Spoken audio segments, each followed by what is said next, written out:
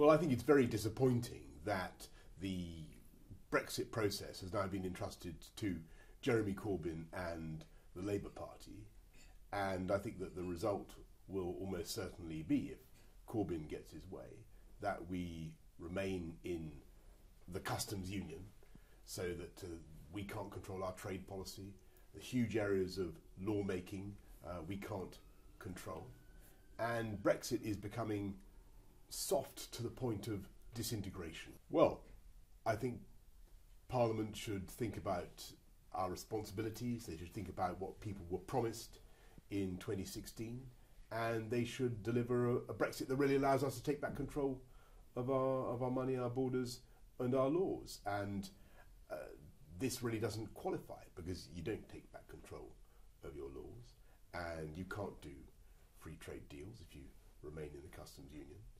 And I think that people will feel very shortchanged, and they will be bitterly disappointed. It can't last. This approach cannot endure. You cannot expect the fifth biggest economy in the world to come out of the EU and remain run by the EU. It's just not democratically sustainable. And for those of us who campaigned for Brexit and who believe in it and who believe in the opportunities of Brexit, it is bitterly disappointing. What I hope is that there is still time for the Prime Minister to get an improvement to the deal that she has, or just to get her existing deal through, which is frankly better now than the chaos of having a Corbyn-controlled customs union. How on earth can we be proposing now to delay Brexit again? This is that we've had one that we missed the March 29th deadline, we're going to miss the April the 12th deadline. We now run the risk of the absolutely ludicrous absurdity of contesting the European elections, the Euro elections. It costs about 109 million quid the government will have to spend to elect 73 British Euro MPs, paid up to £100,000 a year, with all sorts of allowances. To do what? To sit in Strasbourg doing exactly what? Or what manifesto will they stand for election? The thing is satirical now. We should be leaving, and we've made abundant preparations for coming out without a deal. I had hoped that the Cabinet would decide to go down that route, because as you know, the withdrawal agreement has been defeated 3 times. You could manage a perfectly, as the Prime Minister herself has said, you could manage a perfectly successful no-deal outcome. And I think that is what the public want. What we need to do is get Brexit done.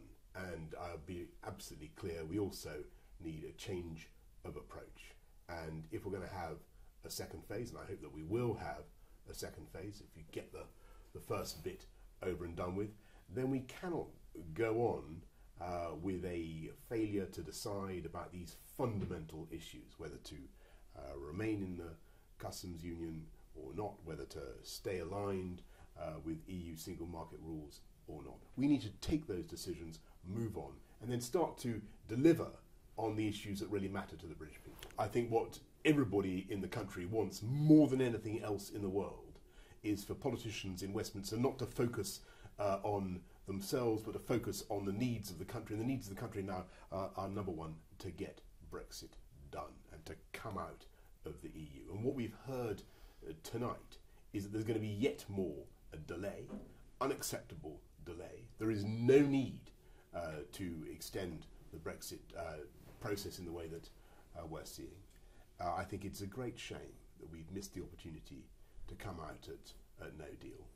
And as I say, I think it is bitterly disappointing that the climax of the Brexit process is now being entrusted to Jeremy Corbyn and the Labour Party, with the result that we're almost certainly going to remain in the customs union. I'll get that little piece of dandruff.